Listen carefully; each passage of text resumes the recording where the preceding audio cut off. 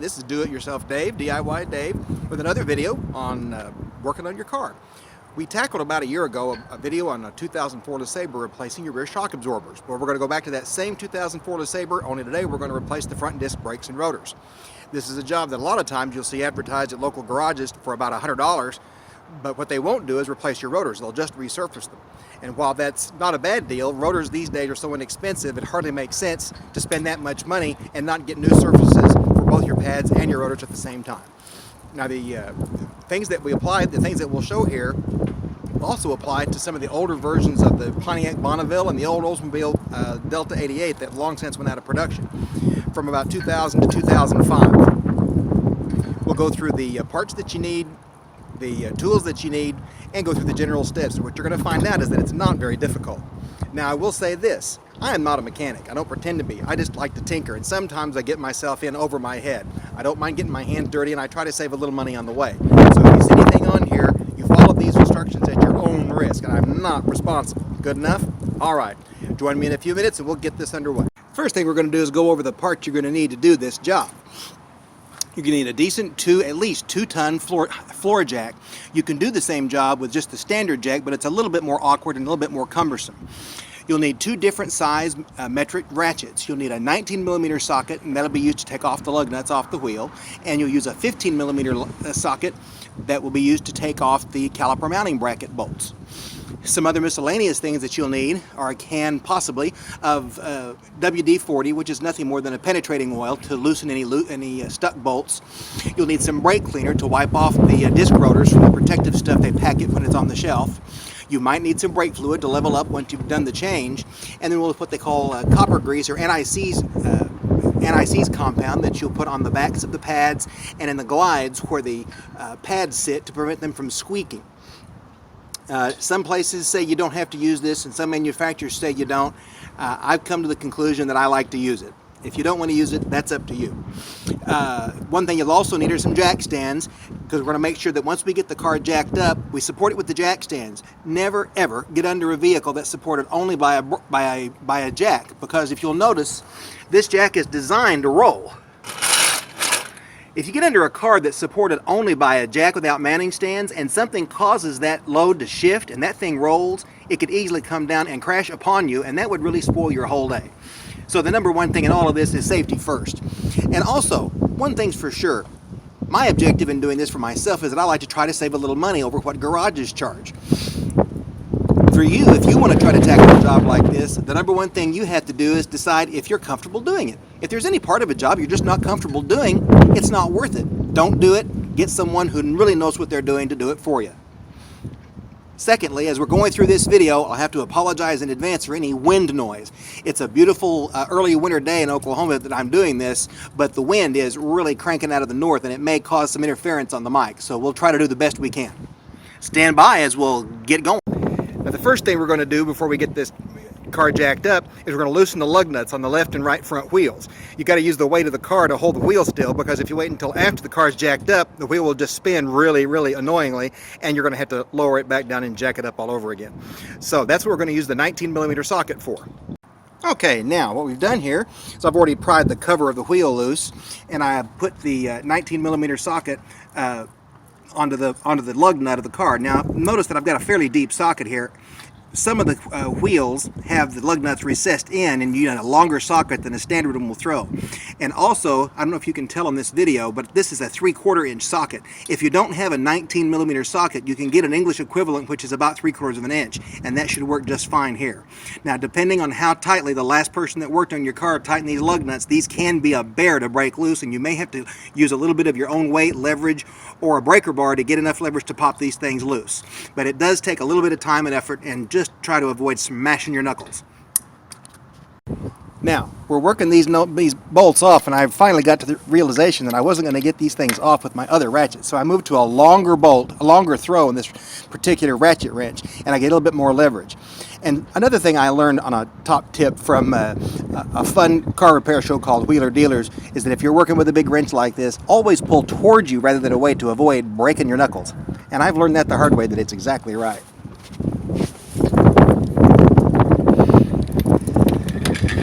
Let's get this last one, and all 5 of these will be loose.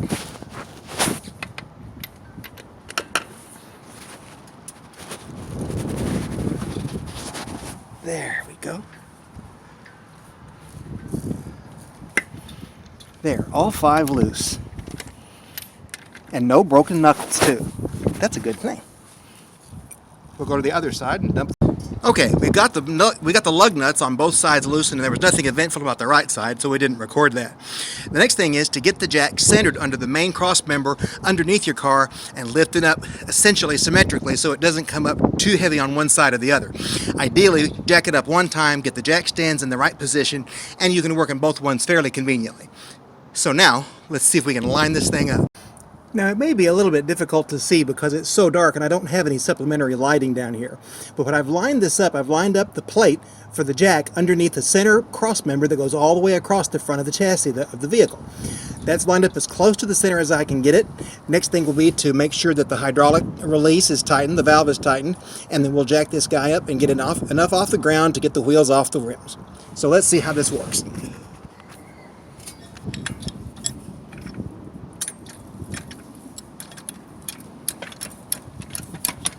That's better.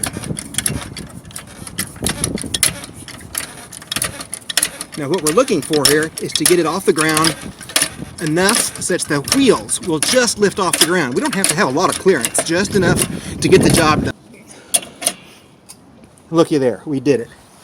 Right there, you can see this car, the left front wheel is now off the ground and the right front is off the ground. So now we can put our jack stands in, get the car braced up nice and secure, and we'll be able to get the brakes changed.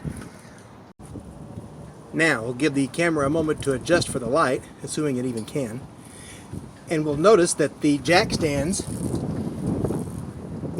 are now secured underneath a major steel member of the frame underneath on both sides. And again, like I mentioned before, you never want to get completely underneath the car that's supported only by a trolley jack. Next step will be taking off the wheel and getting the caliper taken off, and then we'll change the rotor. Now it's a good time as any to go over the parts that you use when you're replacing the pads and the rotors. First thing we'll take a look at are the pads. Now you have a choice these days between conventional pads, semi-metallic pads, or all ceramic pads. And as you go across the gamut, the more conventional standard pads tend to produce that really fine black brake dust that gets all over the wheels and looks kind of ugly. I also have the option of the full ceramic pads, which is what I've gone for here. Now these happen to be the AC Delco, which is the original GM manufacturer for the pads for this car, but there are many other perfectly valid brands that many other mechanics and folks will swear by. So this is a matter of shop at your favorite parts vendor, look at some different recommendations and go with the one that you think works best. Now the rotors are another issue. These are 16-inch rotors, and the reason I mention that is that if you're not careful and you order just the stock parts that most of the online parts places provide for a Buick Lesabre of this age, it will try to sell you a 15-inch rotor, and that's the standard for a Buick Lesabre Custom. The particular vehicle I have is a limited edition with additional handling package that came with 16-inch wheels. So you have to make sure that you get the 16-inch wheels, 16-inch rotors to go with your 16-inch wheels. Now the next step is to go ahead and take the wheel off. We'll take off the caliper, replace the pads, replace the rotors, and then make the reverse and go from there. Now we're going to just take this wheel off.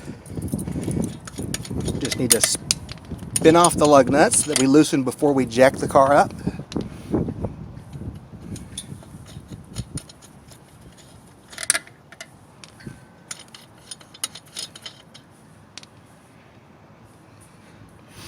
And invariably you get one nut that's a little bit obstinate.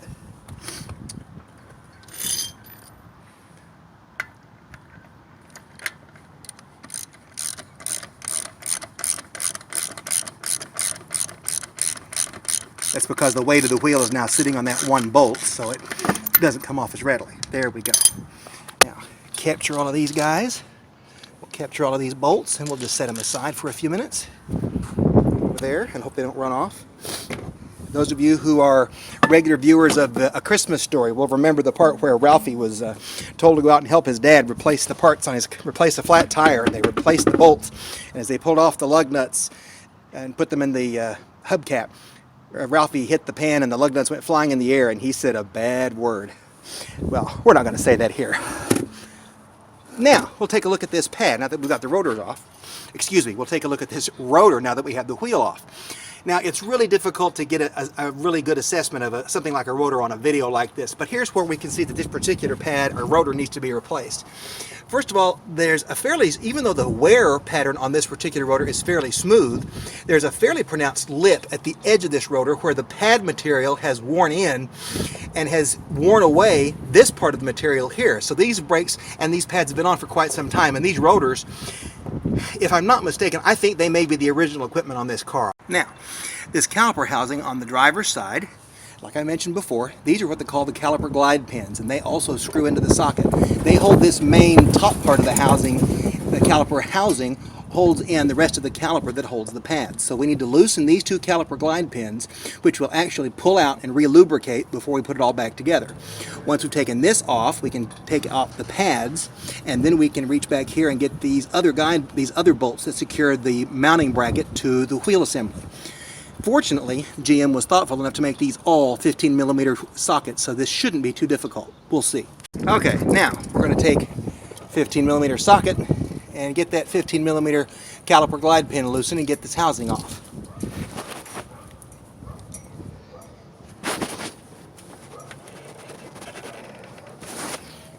Now, if that's too tight, we may need to put some WD-40 on that just to get it to break loose. And I may need to set the camera down to get both hands on the wrench, so stand by. Okay, now, with these pins loosened, all we have to do is remove this housing that holds the caliper in, and the caliper is what applies pressure to a cylinder that then pushes the pads into the brake surface. Now, I may take a pair of pliers and push that caliper in to facilitate pushing this pad out. Now, as I'm trying to get this housing off, I'm noticing that the pads are still so tough and the caliper is still extended sufficiently such that it's binding and it doesn't want to release the housing. So what I'm going to do is I'm putting a little clamp in between the caliper and the outside of the mounting bracket on that screw, and I'm going to compress that caliper just a little bit to push it back into this, push that piston back into the caliper housing and loosen it up so I can take this housing off. Okay, now, after a little bit more persuasion by putting that screwdriver through that little opening and then just pushing back a little bit against the rotor to force the piston back into the caliper a little bit more, it finally loosened up where this housing is now out and it's free. Now we just need to set this aside, and I'm going to go grab a bungee cord to tie this up and hang it out of the way on the spring, because we don't want the entire weight of that caliper housing to rest just on that brake line right there. It wasn't designed to hold that kind of weight. So we'll go get that bungee and hang it out of the way. Now, you'll notice that I simply threaded a bungee cord through that opening that we used to, that's where we put the screwdriver to wedge pressure against the pad to push the cylinder back in. I just got that bungee threaded through there, and I've got it hooked up to the spring off of that strut assembly there. So now it's out of the way while we're working on getting the rest of this caliper housing removed, and so we can get to the rotor itself. And now we're ready to release these 15mm caliper mounting bolts here and here that will then allow us to remove this bracket. And once we do that, we get to the rotor housing itself. So stand by.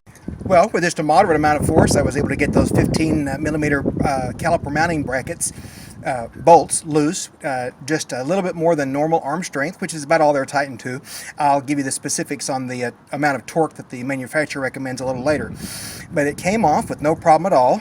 Now, when it was on the car, it was actually this way. The orientation was this way. Those are the spongy elements that these caliper glide pins slide into, so this thing can float in and out. Now, here are the pads. Now, in all honesty, this pad is not too bad. It's got some life left in it, but I also know that I'm getting a little bit of vibration through the brakes. When I press them, if I have to brake a little bit more than average, I feel a little bit of vibration, which tends to indicate that the rotor may be a little bit warped. Notice also that you'll have an orientation key on this. See this little L-shaped piece of bracketing material here? That's part of the squeaker mechanism that goes off when this pad becomes too worn. It actually extends beyond the surface of the pad and starts to scratch the rotor, and it makes a really annoying screeching, metal screeching sound, which is supposed to be a signal to the driver that you got brake problems and you need some brake maintenance work. And the rotor couldn't be simpler to remove. It comes straight off, like so.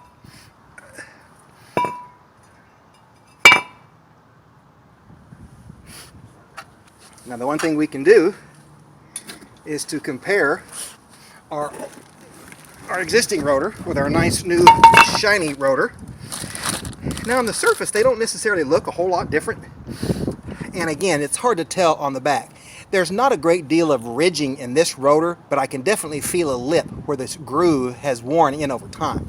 So I'm perfectly happy going ahead and replacing these, even though these may have a little bit of life left, because brakes are one of those things where you just want to make sure they're running as well as they can possibly run all the time. Now, one of the things you have to do to prepare a rotor before you can put it on is to clean it off. Now, the reason you have to do this is because the manufacturers put a coating of a special anti-corrosive compound on the surface of the rotors to keep them from corroding while they're on the shelf before they get sold. But since it's a real slippery compound, that pretty much defeats the purpose of having brakes if you don't clean it off first. And you can use a simple can of just brake cleaner fluid that you can get at any auto supply store for a couple of bucks at most. Just spray a nice amount on there with a shop towel and then just wipe it off. That's all you have to do. And be sure to do both sides. And one thing too, you cannot have enough shop towels, let me tell you. You just never run out of the need for nice shop towels. Same thing over here. Just give it a nice spray. All right, we've got that thing nice and clean. All we got to do now is put it on the wheel.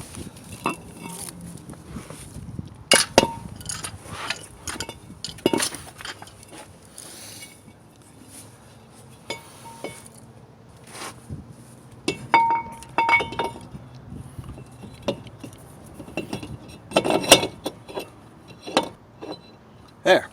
That was real tough, wasn't it? That's really all there is to it. There's no other magic. Now all I've got to do is put the caliper assembly back on. While we have our caliper assembly suspended from the spring on the strut, we're going to apply a little spring. We're going to take a little block of wood and a clamp and uniformly compress that piston. Trying to make sure I got the camera angle right here. Uniformly compress that piston back into the shaft so we can reassemble the caliper assembly properly and without much difficulty, because it has to have clearance for the new pads. Now what I'm going to do is I'm going to put this block of wood and use a clamp, a little compression clamp that I use in my woodworking, to put the pressure on that wood to uniformly push that piston back in. There are also tools that you can use to do this that are custom made to do this very job, and you can also use a C-clamp to accomplish the exact same thing. The objective, regardless of the mechanism you use, is the same. You want to push this piston back where it's essentially flush with the housing right here. Now, I had told you before I was going to use a little wood clamp to apply the pressure on my wood block to push that piston back in, but I just didn't get enough of a bite on my wood clamp to get enough leverage to squeeze the clamp shut. So I had to move over to this C-clamp. As we tighten that clamp, that caliper piston just slides right back in nice and smooth. And it's also important that we use that block of wood to apply pressure evenly to all surfaces of that piston. We don't want it to try to go in sideways, because you don't want to damage it or score it. That would cause it to operate incorrectly under normal conditions. But now that that thing is all nice and flush, this part of the job is done. So now we're going to do a little bit of prep work before we put this guy, the mounting bracket, back on the car. What we're going to do is put a little bit of anti-seize compound on the glides where the edges of the pads rest. That's right here, right here, right here, and right here. That's to prevent squeaking and just to let the things operate nice and smoothly when you put them back in. Now we're not going to put the pads in just yet, and the reason I'm doing it here, you can do this with the bracket back on the car, but you have to be really, really careful not to get any of the anti-seize compound on the rotor, because it's slippery and it defeats the purpose of having a nice new rotor to have a slippery lubricating compound on there, because it won't brake properly. It's easier if you put it on here first, then put the bracket back on the rotor, then put the pads on, and we'll put some grease on those caliper glide pins as one of the last steps when we reassemble. So stand by one. Now, as I've gone to great pains to mention before, I'm not a mechanic. I don't pretend to be. I love to tinker with it. I love to try to learn a little bit as I go. But I got to tell you, this copper grease is the strangest stuff I've dealt with. I mean, this is the strangest stuff I think I've ever come across. It's just oogie and, and I'm sure that's a nice technical term for it, but it sure does its job. So we're going to go ahead and I'm going to clean out a little bit of the gook in those glides and put a nice coat of grease on here. As a matter of fact, we'll take my handy dandy shop towel and we'll just clean these glides out. Get them nice and clean.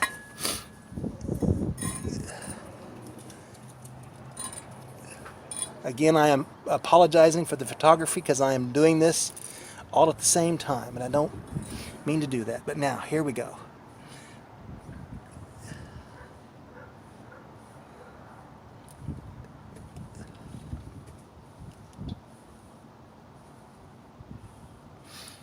Put a little bit right here, and a little bit right here. We've got a nice amount in each one of those glides, and now we'll put the caliper, the bracket, back on the car. Now, we've got the mounting bracket holes all aligned,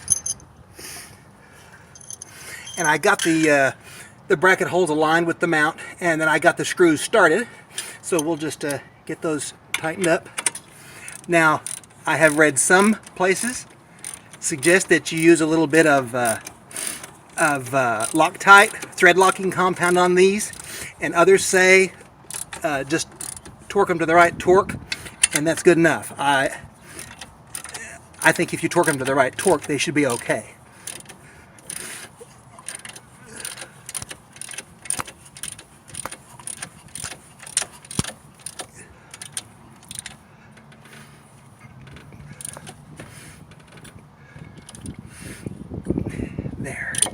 There's that, and there's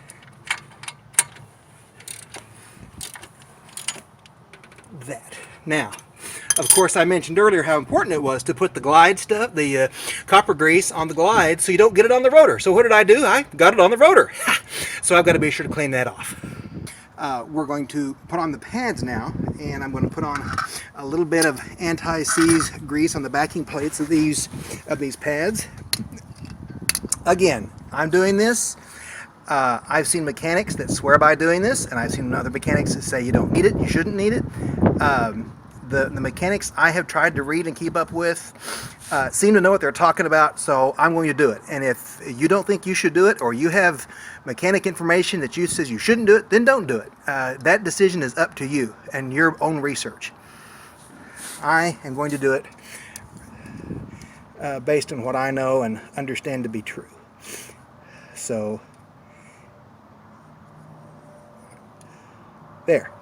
That should be good enough. And now, we're good to put those back in the calipers.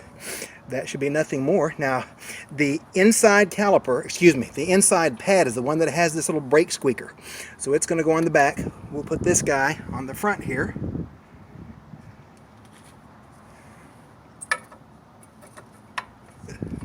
There we go.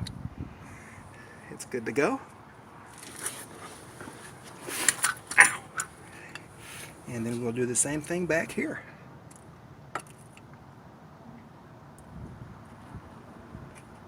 Ah.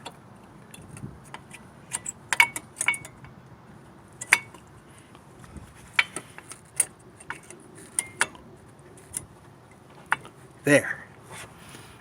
There. Nice new pads all in place, some nice new rotors. That's a good looking thing.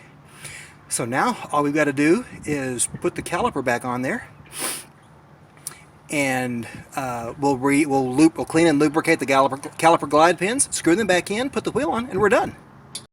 Now there is simply no practical way I can put this housing back on and video it at the same time, so I have enlisted the help of my very sweet little wife, Catherine. Say hi, Catherine. Hi, Catherine. There. She's back there, so she'll be our photographer for the moment. She'll be turning letters and selling vowels shortly. We're going to take the bungee cord off,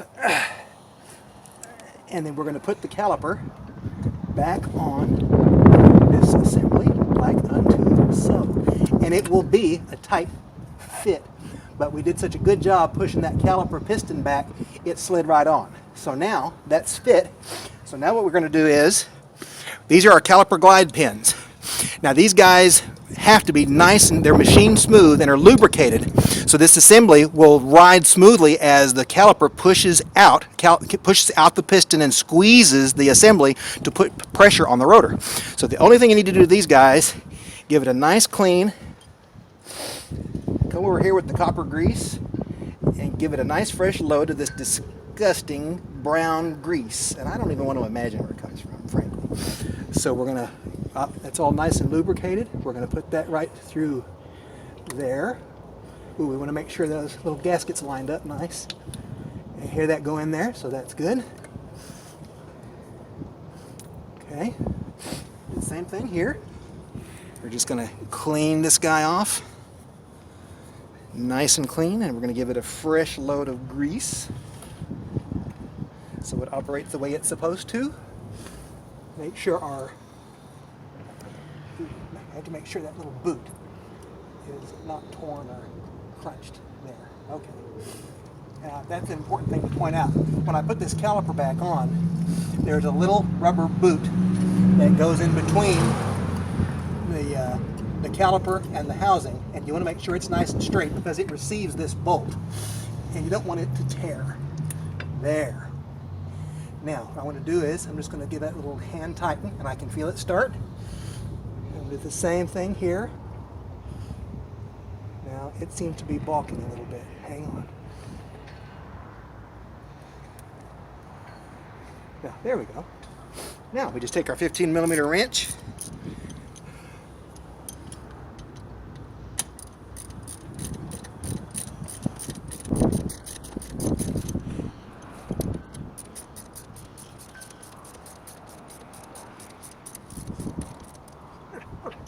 Now a little bit of that grease came off on the side. I would prefer that not have happened. I don't think it's indicative. So take all off there.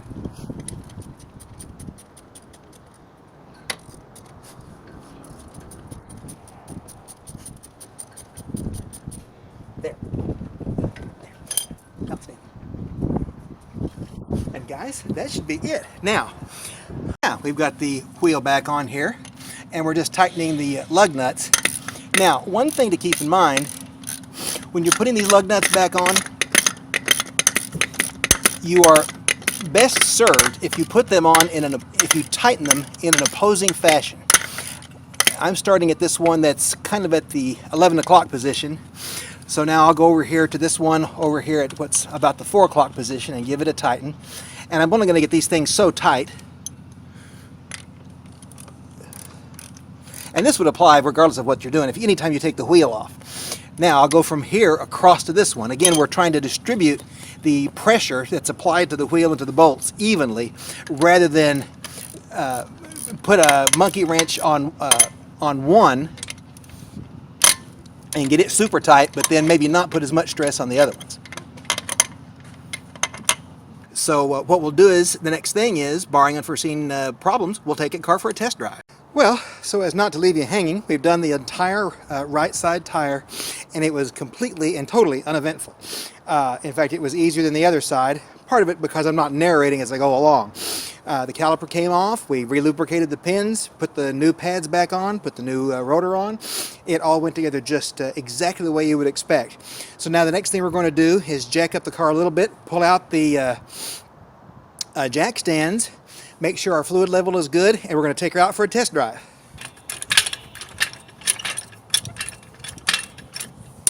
Here we go.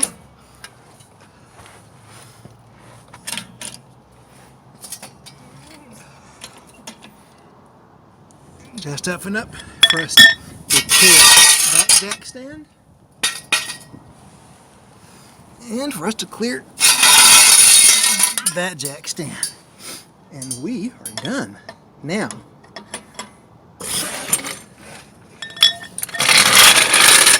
we're going to go over here to our lug nuts, now that they're back on the ground. I'm going to give them a tighten. We won't put our hubcap cover back on just yet. I'll tighten that guy.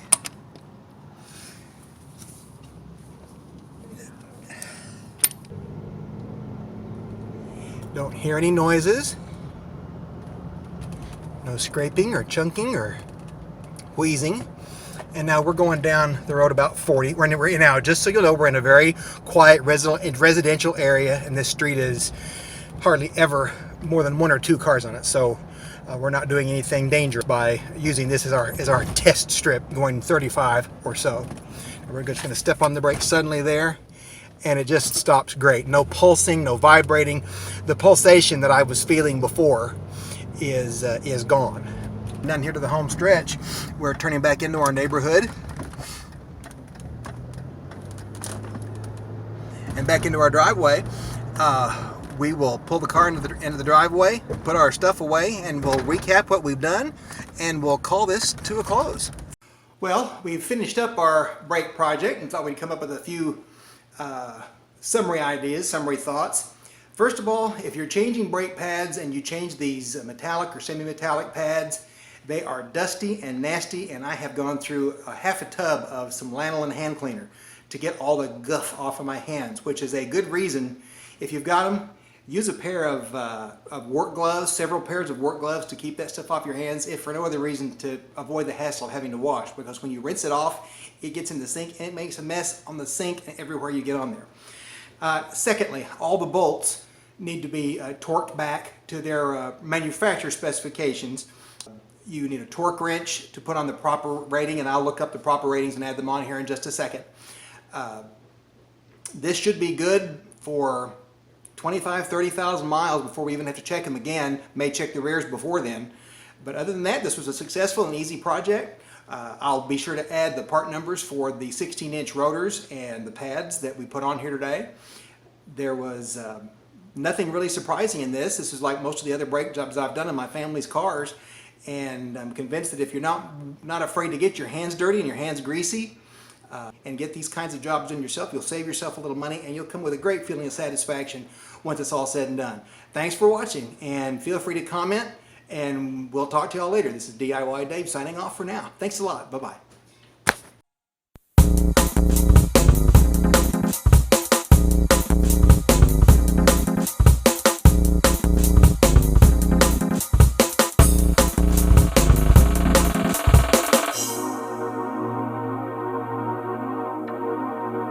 Thank you.